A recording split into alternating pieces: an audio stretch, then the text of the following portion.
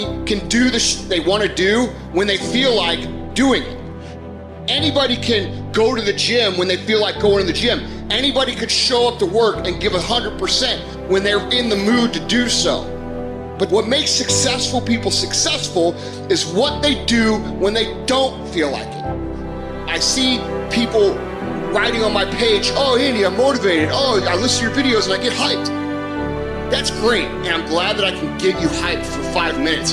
But what do you do after the 5 minutes is over? What do you do after you walk out of the seminar that you paid $1,000 to go to? What do you do when you wake up the next day? What do you do when you have to either do what it is you know you're supposed to do without somebody there to supervise you, or you get to take the play off because no one's gonna know the difference? Those are the things that make up success. That's discipline. The practicing, the developing the discipline that when applied consistently can get you to the next level. If you look at the true warriors of humanity, you look at the true empire builders, you look at the true titans who are constructing a better world, they're less about pleasure seeking because they understand that if you want to have a great life, a soaring life, look at what most people do and do the opposite. Growth comes through discomfort. You look at a great athlete, it's the way they show up in the championship game is simply how they showed up in the lonely light of the early hours at practice. To have the results only 5% of the population have, you've got to be willing to do the things that only 5% of the population are willing to do. Stop going about the day as a servant. Become the master. Run your day and stop having it run you.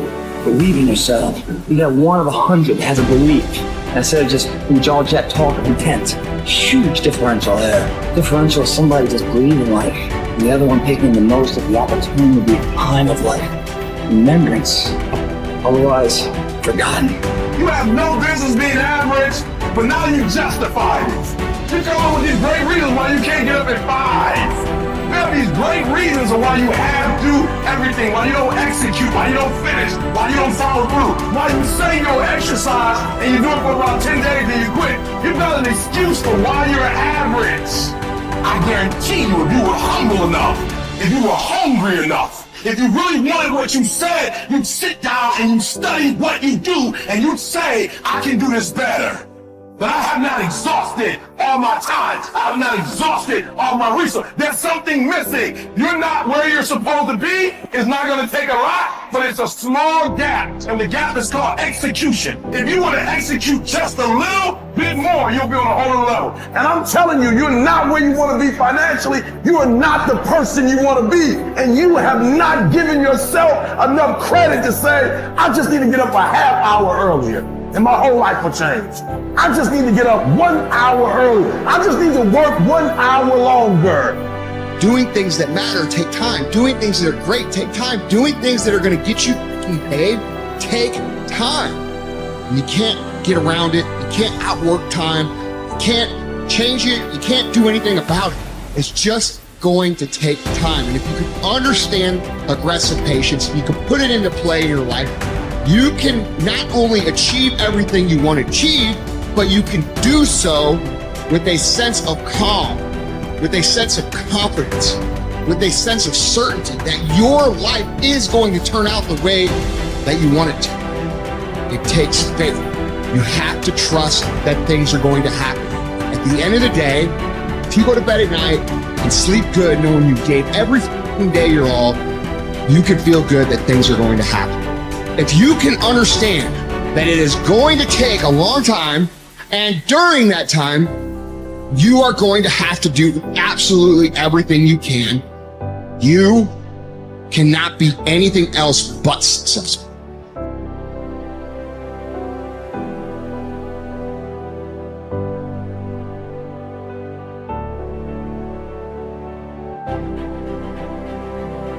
You need structure, you need predictability, and you need more of it than you think, just to keep you sane. Now, if you're lucky, and maybe a bit odd, you can deviate 5% from the norm, or 10% from the norm, or something like that, carefully and cautiously, as long as the rest of you is all well ordered in a normative manner. You might be able to get away with that, and you might be able to sustain it across time, and people might be able to tolerate you if you do it, or maybe you'll get really lucky and you happen to be creative but reasonably well put together, and people will actually be happy that there's something idiosyncratic and unique about you. But even under those circumstances, mostly what you want is to have a routine that's disciplined, that's predictable, and bloody well stick to it. You're going to be way healthier and happier and saner if you do that. And then the other thing that you need, because this is one of the things the psychoanalysts got wrong, I think, is that they overestimated the degree to which sanity was a consequence of being properly structured internally, you know? Because from the psychoanalytic point of view, you're sort of an ego, and that ego is inside you. And of course, it rests on an unconscious structure. But the purpose of psychoanalysis is to sort out that unconscious structure and the ego on top of it, and to make you a fully functioning and autonomous individual. But there's a problem with that, because the reason that you're sane as a fully functional and autonomous human being isn't because you've organized your psyche, even though that's important. The reason that you're sane if you have a well-organized unconscious and ego is because other people can tolerate having you around for reasonably extensive periods of time and will cuff you across the back of the head every time you do something so stupid that people will dislike you permanently if you continue. And so what people are doing to each other all the time, just non-stop, is broadcasting sanity signals back and forth, right? It's like you smile at people if they're not only behaving properly, but behaving in a way that you would like to see them continue to behave.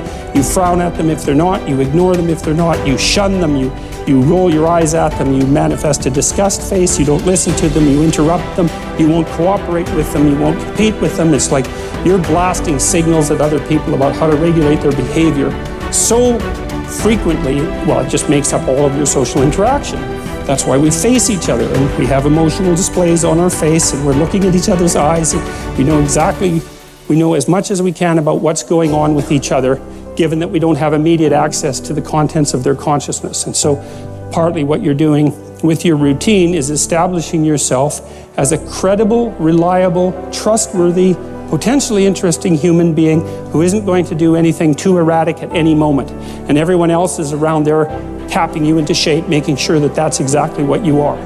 And that's how you stay sane. And so what happens to people too, if they don't have a routine and they get isolated, is they start to drift. And they drift badly because the world is too complicated for you to keep it organized all by yourself. You just cannot do it. So we outsource the problem of sanity. And it's very intelligent that we outsource the problem of sanity, because sanity is an impossibly complex problem. And so the way that we manage the incredibly complex problem is we have a very large number of brains working simultaneously on the problem all the time. It's like a stock market for sanity. And it's partly, and I use that definition with purpose, because the stock market does the same kind of impossible thing, right? Because it tries to price things, which is impossible. How many things are there? Like 1 billion. How in the world do you decide what the price is? You can't decide what the price is. That's why you have a stock market. In a free market, I mean, for consumer goods, is everyone's voting on what the price of everything is all the time. And that's the way we figured out, because it's technically impossible. Understand. Your mind is weaker than your emotions, but you become aware of this weakness only in moments of adversity. Precisely the time when you need strength. What best equips you to cope with the heat of battle is neither more knowledge nor more intellect.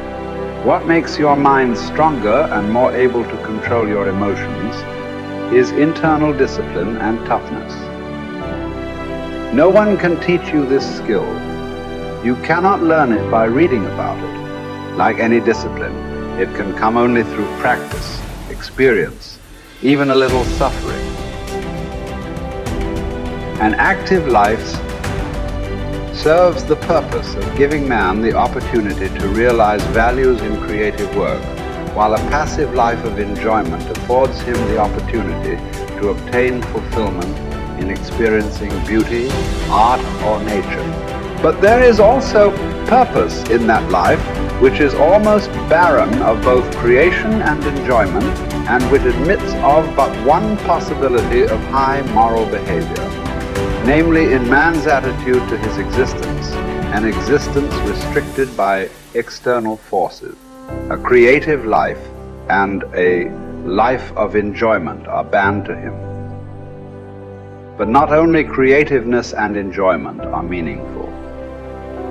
If there is a meaning in life at all, then there must be a meaning in suffering.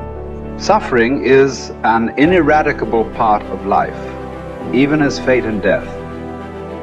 Without suffering and death, human life cannot be complete.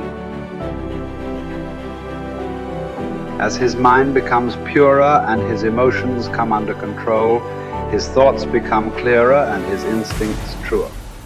As he learns to live more and more in harmony with his higher self, his body's natural intuition becomes active of itself. The result is that false desires and unnatural instincts, which have been imposed upon it by others or by himself, will become weaker and fall away entirely in time. This may happen without any attempt to undergo an elaborate system of self-discipline on his part. Yet it will affect his way of living, his diet, his habits. False cravings, like the craving for smoking tobacco, will vanish of their own accord. False appetites, like the appetite for alcoholic liquor or flesh food, will likewise vanish. But the more deep-seated the desire, the longer it will take to uproot it, except in the case of some who will hear and answer a heroic call for an abrupt change. Persistence and variety. These are the two primary ways to develop great ideas or to solve important problems.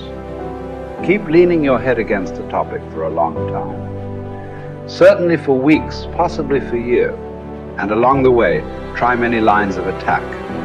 Continue to generate options, explore paths, and propose silly ideas.